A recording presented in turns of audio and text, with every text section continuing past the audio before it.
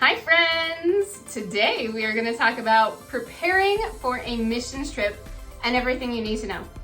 First of all, I'd like to say congratulations! Going on a missions trip has changed my life. So much so that Seth and I have been leading missions trips for the past 6 years. And not once have we ever had anybody come back and say, I wish I hadn't gone. So congratulations, it's an amazing, wonderful experience, and I hope you have a life-changing time. First of all though, let's talk about what you need several months ahead of time. A passport. So depending on what time of year it is, how heavy their volume is, it can take 2 to 3 months to get your passport. So make sure that you get that process started well ahead of time. If you do have a passport, check out the expiration date. Make sure that it doesn't expire within 6 months of travel. A lot of the airlines require that it does not expire 6 months up to 6 months later after travel. So you might need to get that renewed. Also, check your cell phone's rates and roaming. Depending on if you have internet where you're going to be, you might be able to just connect to Facebook Messenger, WhatsApp, different kinds of apps like that, and be able to talk to loved ones at home through the internet and not have to use actual data on your phone at all. Shayla and I are going to show you some of the things you want to remember to pack. All right, so the first thing you want to make sure you pack is your Bible. Small one is nice for travel, if not just a regular one. And if you have a translated one or even on your phone, that works too. Next would be a water bottle. Now you want this empty, of course, inside of your suitcase because it needs to not only be light, but you're going to want one that you could refill and use every day. Next, sunglasses and a hat, especially if you're going to be in hot areas. You're going to want something to cover your head and protect your eyes. Next, bug spray, sunscreen, after bite, because you're probably going to get a bunch of bug bites. And sanitizer. Now, if you notice, we put this in a Ziploc baggie. That's in case they burst open in your suitcase and it doesn't get all over everything. Wonderful hand motion, Shayla. Beautiful model I have here. And then next, moving on to clothes. So you're gonna want one church outfit and church shoes for one day of church, and then t-shirts. At least 1 to 2 extra t-shirts for your ministry days. So you're gonna sweat in these, you're gonna get hot in these, you might want a couple extra. And depending on how many days of actual ministry you have, you might want 6 or 7. Next is a swimsuit, possibly a towel if your hotel has a swimming pool, or if you're gonna be visiting the beach, you're gonna want that. Tennis shoes and lounging shoes. So of course, tennis shoes for ministry days, lounging shoes for walking around the hotel or wherever you're at, the compound, and then of course shoes for your church outfit as well. Now on the airplane with you, you're going to definitely want your passport and mask if the airline requires it. And your passport, by the way, cannot expire within 6 months, depends on the airline, but usually within 6 months of travel. Next, cash. You're probably going to want some spending cash to get some meals, to get some snacks at the airport, and then possibly to give for ministry as well. If the organization takes cash donations, you'll want enough for that, or to leave for, say, housekeeper if you're at a hotel.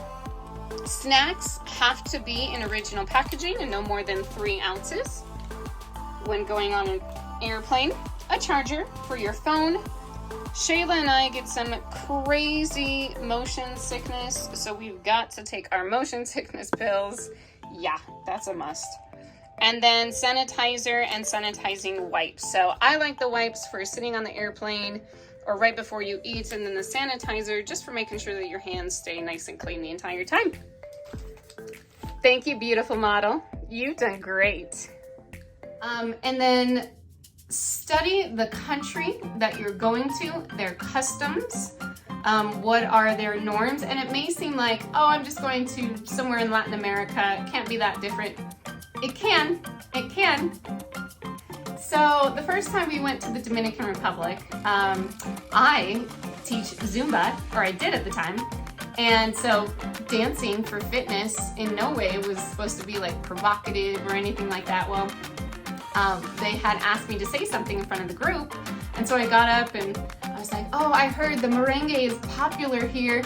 It started in the Dominican, and then all of a sudden, like this big gasp, and I was like, oh gosh, what did I just say? Well, apparently dancing the merengue there is different. It's more provocative, whereas I was doing it for fitness reasons, for Zumba. So trust me, study the culture and the norms, and be sensitive to those. What you are used to, what you have grown up with, can be completely different than what they see on a daily basis. So try not to act shocked, and just be sensitive to those. For example, a lot of the organizations require sleeveless shirts instead of like tank tops, or they want like 3 fingers instead of like a spaghetti strap. Again, usually modesty equals respectability. So it's nothing against you or the way you're dressing, or don't take it personally at all. Just know that in that culture, it can mean something completely different than what you're used to. Same with shorts.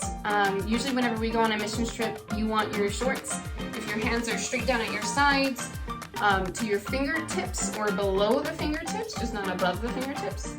And leggings, so super tight clothes, whether it's shirts on men or like leggings on women. You want to make sure that the shirt is long enough to cover front and back areas, if you catch my drift. We don't need our crevices and cracks showing to the world. We don't need that. So just make sure if you're gonna wear leggings, nice long shirts to cover things. Also, food. So one time, Seth and I got invited to this beautiful, wonderful older couple. They were pastors in this little fishing village for lunch after church. I am from Colorado, landlocked state. Had never had fresh seafood cooked before, let alone like fried fish. So they had made that for us, and I looked at them and like, it's a whole fried fish, eyeballs and all. And I looked over at Seth, and he's from California, so he's had plenty of seafood, and I was like, okay, I could do this. I took one bite. Dang, this is good. Took another bite. Dang, this is really good. And I loved it. Opened up a whole new world to me. So seafood, not as bad as I thought it was gonna be. So again, just try to be very sensitive towards other cultures, including their food. Also, study the organization that you are partnering with. So we go partner with Handfuls of Hope, and they have a children's sports ministry, they have a women's ministry, they have a school. So a really good thing to bring are these books. So these books are in English and Spanish. One of the best ways to get a child's attention is to just get a book, start reading a book with them. And it's really cool because you can ask them to read the Spanish and you read the English. Also, a couple of the times that we've gone, we've separated in the villages men from women, and women did kind of like a Bible study, and the men did some working projects. Something about men working side by side is bonding, which is cool. For women though, we did like a little Bible study. This is a Spanish-English Bible, so it's really cool. Each page, one column is in English and then one column is in Spanish. Google Translate. You can download that app ahead of time and download the whole Spanish or whatever language it is, that country that you're in, and it will work offline. So Google Translate will work even if you're not connected to the internet. And then kids, sports. You can always connect with kids over sports. So we just brought some rubber balls. I brought big, long jump ropes before. So do your research on the organization that you're gonna go help, see what different opportunities there are and what you can bring that would help in any way. Even we brought little things like hotel size of shampoos and conditioners and soaps, stuff like that as well. One of the biggest regrets we always hear afterwards on a missions trip is wishing people had learned the language a little bit better beforehand so that communication is better. One of the apps that we found is super helpful is Duolingo. And it's literally like 15 minutes, 20 minutes a day of just practicing on your phone to help you brush up on some of those Spanish skills you may have lost since high school, or whatever language it is, whatever country you're visiting. Duolingo has almost every language. Testimonies, so important, my friends. I know it can be awkward to sit down and like think about, what is my story? How was I saved? Maybe it was over the course of several years. Maybe there wasn't one defining moment. Maybe you even feel like there's nothing exciting about it at all. Guess what? God can use that. So maybe there's somebody else who feels like their story is blah, but they need to hear you say it so that they don't feel insignificant and that they are loved by Christ. So you never know how your story, big, grand, small, somewhere in between, can be used by God. And the amazing thing about testimonies is that people can't argue with you about your story because it's your story. People can argue with viewpoints, people can argue with opinions, but guess what? They can't argue with you about what you know to be true about God. So testimonies are incredibly important. We always say write out a testimony between 1 to 2 minutes. Usually that's about the attention span that you can get out of somebody, especially if it has to be translated. But know your audience as well, and never go into too much detail about like all the sins that you've done in the past. The point of a testimony is to give God glory and how He changed you from the inside out and how you are living now in order to give God glory that He deserves. So a lot of times people wonder, well, where do I fit in? What's the purpose of me going?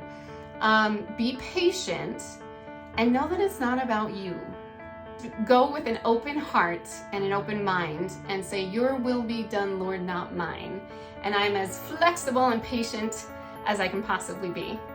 And remember, we are always representing what a Christ follower looks like. So whether we're on the airplane, whether we're in the airport, whether we're driving from one place to another, always remember we are what a Christian should look like, sound like, smell like. No, I'm just kidding. We are representatives. So always be on your best behavior while on a missions trip and at home.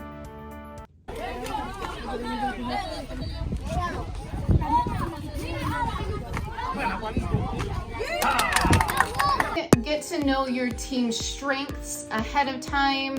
If you have anybody who has construction background that may be useful while in country, sports, of course, again, always up for that. And even if it's crafts or loving on the people, we can all pray, right? So whatever your team strengths are, get to know those ahead of time. Final thoughts, fundraising is generally each team member's responsibility for their own fundraising. We've been doing it for 6 years. I'd like to think we were professionals by now. Garage sales, writing letters to family and friends, GoFundMe type things, car washes, fully dressed, bake sales, putting out change jars. We had a girl one time coming on our missions trip and her father owns a business and she put a change jar out. She ended up collecting, I think it was $500 towards her missions trip in change. So just get creative with it.